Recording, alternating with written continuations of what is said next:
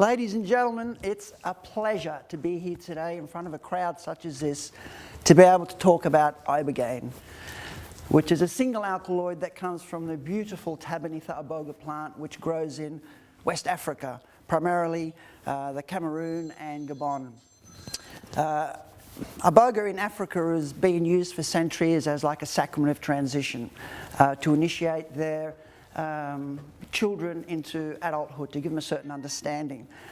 In the late 60s, mid-60s, a man by the name of Howard Lotsof accidentally discovered the anti-addictive properties of Ibogaine.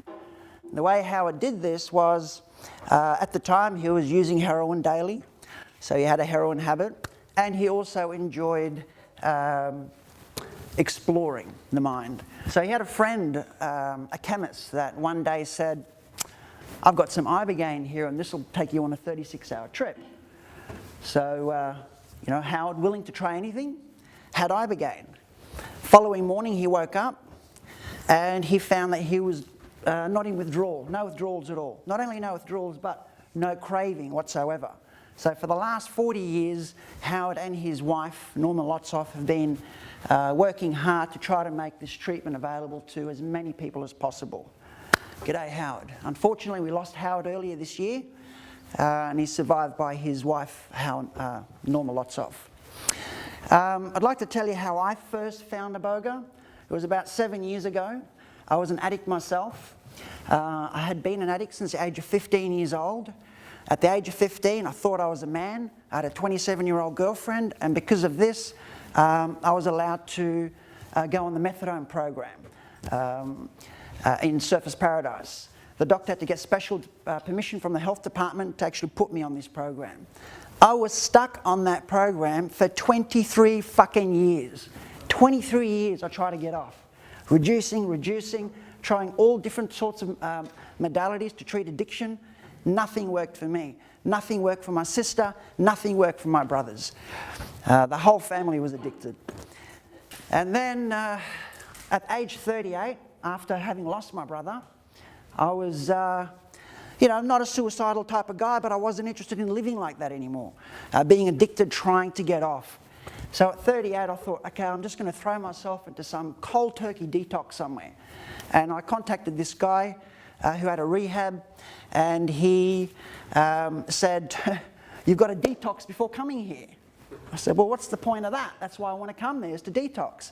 He said, "There's two things that I know of: the rapid detox method, which is very hard on the body, and another one, a controversial Ibogaine." So I joined the Ibogaine list, Mindvox, and 3-4 months spoke to people that had done it, thinking of doing it, providers, and then decided to go to Holland and do an Iboga treatment.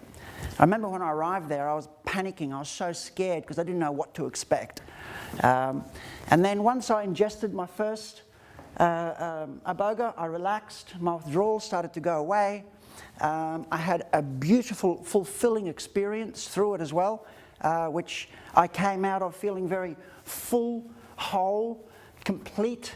The medicine filled my heart with love. It actually pulled my heart out and twisted it inside out, and then it came back, and the big golden jug of honey, it was like liquid love, just poured into it until it just overflowed like treacle.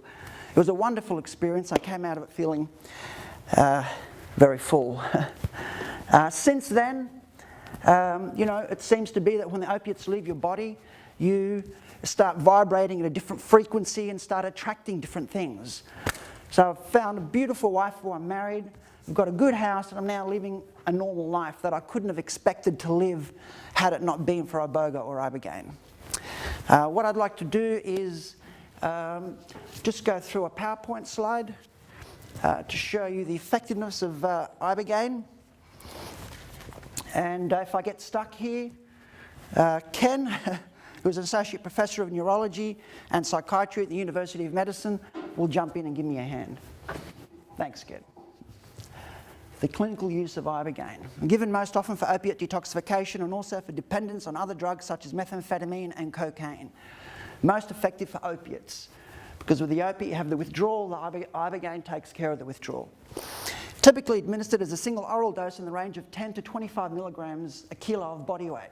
Now here I'm talking about Ibogaine, which is just the one alkaloid, not Iboga. Advantages attributed by those who have been treated with Ibogaine are higher tolerability relative to other standard treatments for acute opiate withdrawal and post-treatment interval of diminished drug craving that may last days to months, sometimes a year or more. Now, if someone is using a gram of heroin, they have an Ibogaine treatment, the next morning they have a gram of heroin, they're going to die. So what it does is it resets the receptors to a pre-addictive state, like you weren't addicted in the first place. So you have to be really careful with that. Low-dose protocols involving repeated administration of 10 to 50 milligrams a day are becoming increasingly common, particularly for the treatment of stimulant dependence. Evidence for effectiveness. Reports from people who have taken Ibogaine. Consistency among reports of treatment experiences and outcomes. The strongest attribution of efficiency is for the indication of acute opioid detoxification. Variable interval of reduced drug craving following treatment, often on the order of weeks to months. So someone has this, the medicine. For example, if you put someone in a normal detox center for a week, they come out of it, although they're not physically sick, they're craving badly. They want to go out there and use, they're not sick. So it's like Iboga deals with this on a few different levels, not just the physical addiction. It deals with it spiritually, emotionally, and probably on other levels that we still don't know about. The reports of individuals who have taken Ibogaine may have mechanistic significance, descriptions of paranormic memory and oneiric state, which is a waking dream state. I had a friend once that wanted to call it eremogenic, because Ibogaine, you don't open your eyes and see things move and beautiful colours, and it's a waking dream. So when you close your eyes, you go into a waking dream-like trip. You've got one foot in this world and one foot in the other world. So it's not a psychedelic as such. Published Ibogaine case studies. One paper describing 33 treatments for opioid dependence, complete resolution of withdrawal signs in 88%. Open label prospective study in St. Kitts, rating scales indicating resolution of withdrawal signs and symptoms at 24 hours, sustained improvement in depression scale scores at 1 month. 3 treatments, one for opioid dependence. Self-reported abstinence from the drug for which treatment has been sought following a total of 52 Ibogaine treatments. This data influenced NIDA's decision to begin its Ibogaine project. This is Howard Lotsof. In June 1962, a heroin-dependent lay drug experimenter serendipitously experiences a resolution of withdrawal following the use of Ibogaine. Because of this man here, thousands and thousands of addicts worldwide have got their freedom. And hopefully millions more will also gain that freedom. Nico Adriaens was active in a network of Dutch heroin users involved in Ibogaine treatment. Adriaens founded and led the Rotterdam Junkie Bond, the first drug users union. The Junkie Bond greatly influenced Dutch drug policy, adopting the harm reduction model. It initiated the first needle exchange in Rotterdam in 1981, as well as other harm reduction interventions. Major statistical findings regarding the Ibogaine subculture. The number of people who took Ibogaine increased 4-fold between 2001 and 2006. It's just growing and growing, to an estimated total of 4,300 to 4,900. 68% of those people took Ibogaine for substance-related disorders, mainly for heroin detoxification. 53 took Ibogaine specifically for the treatment of opioid withdrawal, i.e. detoxification from typically high levels of physical dependence on opiates such as heroin, OxyContin, methadone, and other opiates. Ibogaine in the animal model. Now, I believe, correct me if I'm wrong here, Ken, we've gone through clinical 1 and clinical 2 stage trials before our funding was pulled. Is this correct? No, it was a phase 1-2 protocol. And the dosage levels that were originally given, it was actually for cocaine dependence, not for opioid withdrawal. And people got 1 and 2 milligrams per kilogram. Maybe some subjects got 4 and the trial stopped at that point. So in terms of phase 2 data, where you get some preliminary evidence of efficacy and you find the appropriate dose, I would say the work was mainly confined phase 1 work where they were just determining safety. There, by the way, were no neurological complications or other adverse events in the dosage ranges that were given. Okay, thanks, Ken. Naloxone precipitated morphine withdrawal, a model of acute withdrawal and detoxification. The model is based on the precipitation of withdrawal signs by the administration of naloxone to a morphine-dependent animal.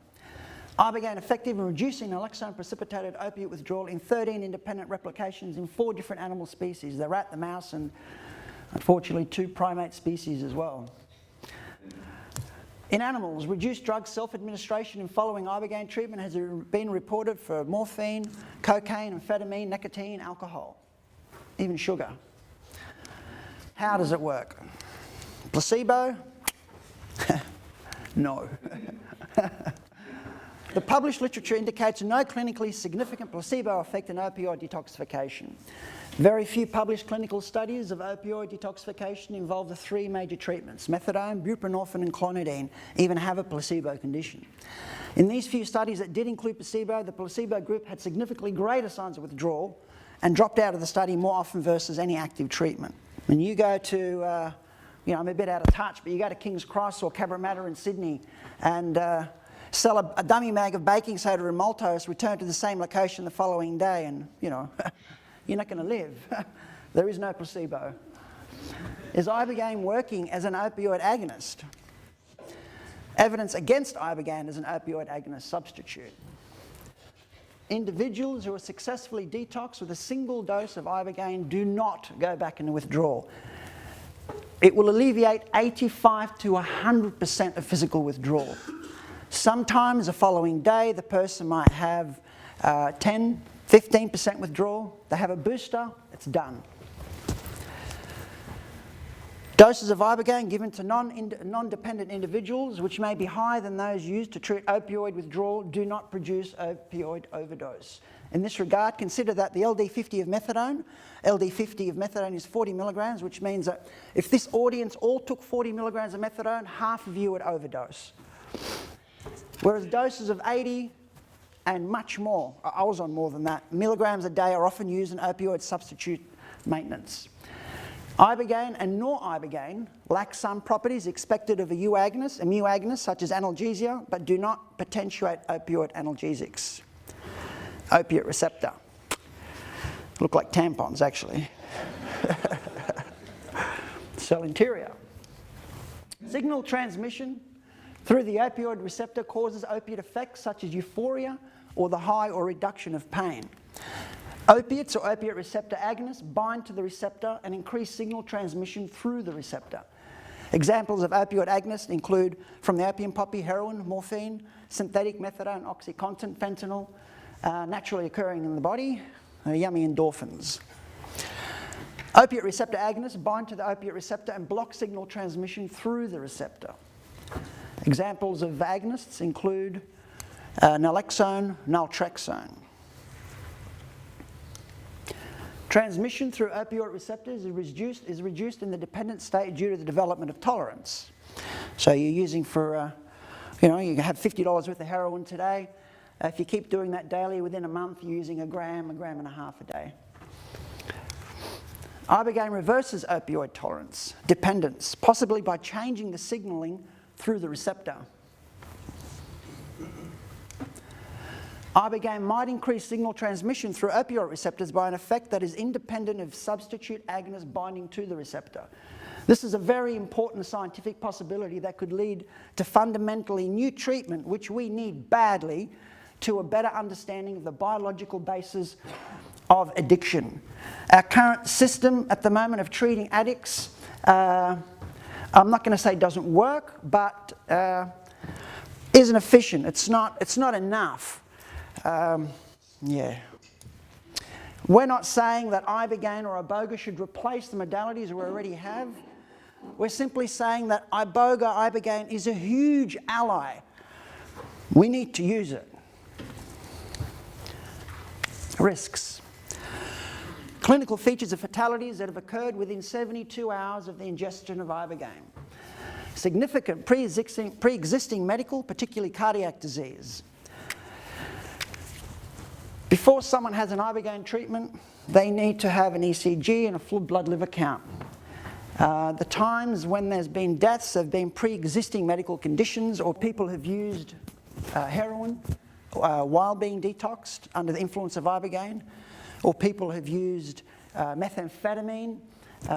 So the risks are really if the person has pre-existing medical conditions or used drugs while under treatment.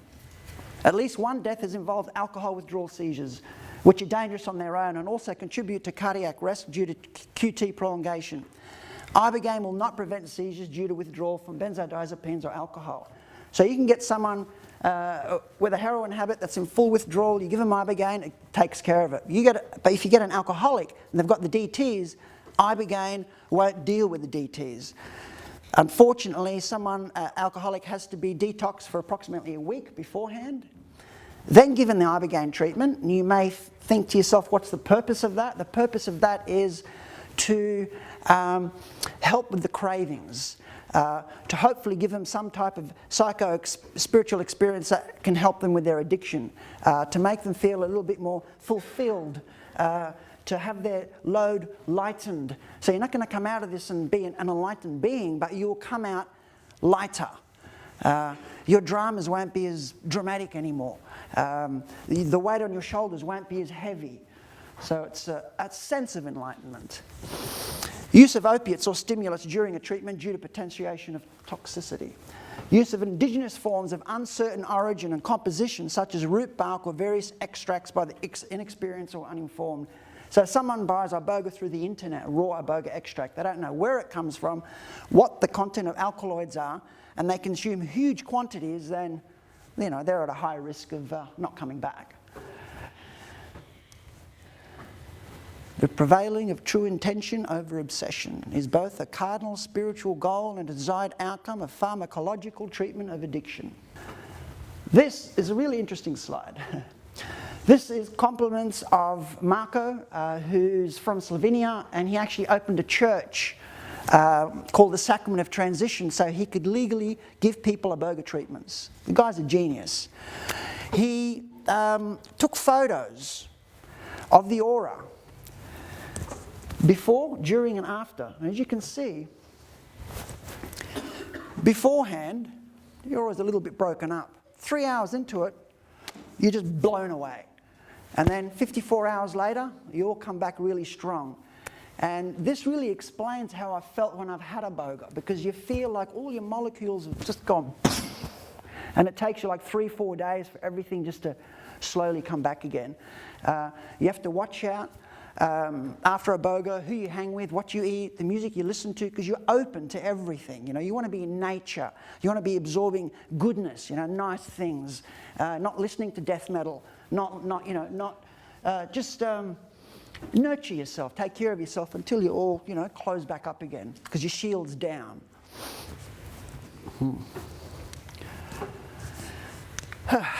I've got something I'd just like to read to you. It's called A Father's Story. Christopher, my youngest son, then aged 18, informed me in 1999 that he was addicted to heroin and had been on it in increasing dosages for almost 2 years when he had lived with his mother in New South Wales. I was quite devastated, and although I knew that he smoked marijuana and had dabbled in party drugs, the thought of him getting to the stage of actually injecting heroin came as a complete shock, particularly for someone who had and still has a fear of needles. Naturally, as a loving father, I sought out possible treatments and support systems for him and was absolutely shocked and discouraged to discover the lack of proper resources and any sort of medical formal structure to help someone in Christopher's predicament who didn't want to be an addict. His original doctor at the time was performing what had been regarded as cutting-edge treatment, rapid detox, under heavy sedation in a hospital environment which was very grueling, but the results of which seemed to show some promise. What followed, however, for the next 10 years was a vast array of treatment options supervised by the doctor, ranging from psychological counselling, naltrexone treatments, further stays in hospital, undergoing slow supervised detox, naltrexone implants, Subutex, Suboxone, and finally methadone. He did it all. For anyone who is reading this story, they will probably be only too aware of what accompanied these 10 years was an absolute hell of thefts, lies, complete lack of trust, scams, deceit, drug dealing to support his habit, paying off debts and drug dealers, getting some of my prized possessions out of the pawn shops, out of Richmond, some for the 5th time. Family disruption and anger and the ever-present danger that Chris's next hit could kill him. The experiences at attending the doctor's clinic over a 10-year period made me aware of the huge social problem that is out there, and to all extent and purposes are largely ignored by our so-called medical system, which is clearly failing us all. Christopher had been clean in 2008 and part of 2009, but when he returned to Melbourne in 2009, the roller coaster started again after he met one of his old Vietnamese dealers at a job he was working on in Richmond. Earlier this year, my wife and Christopher's stepmother Susie discovered Ibogaine on the internet, and after viewing some testimonials on YouTube by former addicts, I was convinced that this must be all some sort of scam to prey on addicts and their families. It couldn't possibly be the answer, could it? After 10 years of hell? It seemed too easy, and to say that I was sceptical would be an understatement. Susie, however, continued to bombard Christopher and me with the literature and web links on Ibogaine, and after Christopher started to express some interest, it has to come from him, I decided to delve deeply into Ibogaine and its treatment options. I spoke on the telephone with medical experts in Mexico who were only too willing to give their time and often rang me back long distance, only to spend an hour talking on the telephone at their expense. Other Ibogaine proponents were contacted mainly by email and once again, almost without exception, were willing to provide their time, knowledge and caring assistance. Clearly there was something here and it wasn't a scam after all, or at least it didn't appear to be. Around this time I contacted the provider whom I had found on the internet, and we initially communicated for at least a couple of months by email and then more latterly by telephone. The provider came across as a deeply committed and caring individual, and the decision was made to have the treatment. For the preceding days, since we had made the decision to go, I was reinforcing the point to Christopher that this was really his last chance, despite the fact that there had been many other last chances, but it was clear to me that this time Christopher really understood that what this meant, as weeks had seemed almost disowned by his family after some serious breaches of family trust. The provider met up with us at the airport and we travelled to a lovely coastal location that was not only on a beautiful beach but was also calming, a perfect setting for what we all hope to be his rebirth, which is what actually happens in most cases. You feel like you're reborn. You can experience like an ego death. The providers were absolutely amazing. For the first day we talked about our mutual experiences with heroin, whilst we waited for Christopher to start hanging out, withdrawing, so the provider could start the treatment. This took a little bit longer than we thought, and we went into the second day, but it gave us both some extra time to get to know the medicine. In the morning I spoke with Christopher for an hour or so before he was to take his first dose of Ibogaine and left him in the care of the providers, who remarkably performed a 24-hour watch, taking it in turns to make sure that Christopher was not in any distress. I was kept informed regularly by MSS messages over the next day also, but as his father I have to say I couldn't help but worry about him, even though I knew he was in good hands.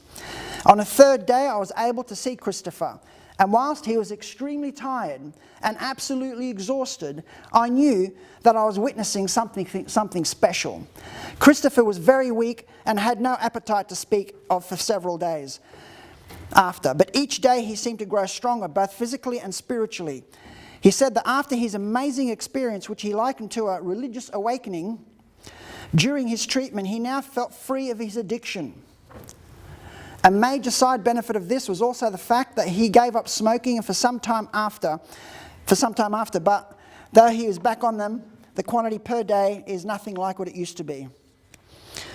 It is now 6 months since Christopher's treatment, and I have just come back from Cairns, where Christopher is now living, having celebrated his 30th birthday. There are times when I was convinced that he wouldn't make it to 30, but now I can say that he's drug-free. He has no urges or dreams of using heroin again, and that for the first time in 10 years, I was confident about his future. I have thought about Ibogaine and our experiences with it over that time. To describe it as a miracle cure would probably be too extreme. But what it did for Christopher was to give him both a spiritual awakening experience and his first true break in 10 years from the physical and psychological cravings for heroin. The true evil in all of this is not the poor unfortunate dealers who traffic in this insidious drug, who are mostly addicts themselves, but a combination of the Mr. Bigs who rule the heroin trade and the politicians and bureaucrats that lack the foresight and social responsibility to effectively deal with this social disaster by thinking outside the circle, rather than continuing with more of the same policies that at the end of the day have really failed to truly help anybody.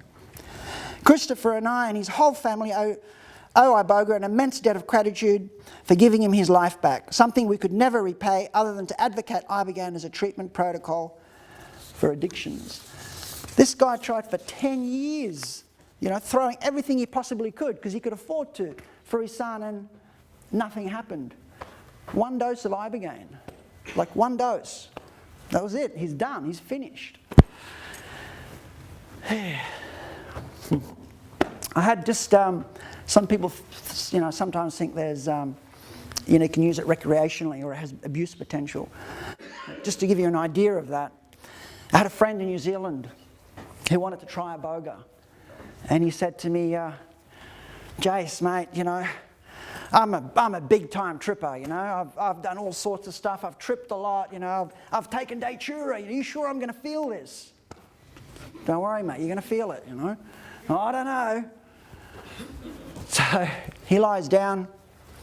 He actually had Iboga, and he eats the medicine. About an hour and a half later, I see him. He's clutched the sheet. He's got both sheets, both hands clutching the sheets. He's like, "Fuck, this is coming on really strong." So it's all right, Chris. You got to let go, you know. Oh no, fuck! I think I'm going to vomit. I went, no, you can't vomit yet. No, I think, oh, this tastes like shit. And about half an hour later, he's like, "Man, when's this going to end?" I'm like, "Dude, it's just started." You got a few hours to go. He's like, "Oh no, you got to let go." In the morning, you don't sleep, so when I say woke up, he didn't wake, but in the morning, he said to me, "I'm never, ever, ever doing that again." And about 3-4 hours later, he did it for psycho-spiritual reasons and also to stop smoking cigarettes. He used to smoke pot day and night. He just wanted to smoke pot at night, and he didn't want to drink so much. So a few hours later, he's like, "Wow, I'm feeling really good, you know. Wow, you know. Oh, that cigarette stinks," because his girlfriend was smoking, you know. So stopped smoking cigarettes, stopped drinking alcohol for quite some time. He's drinking again now. And stopped smoking pot in the daytime because it used to get in the way of his day. And he started walking everywhere. He didn't want to drive.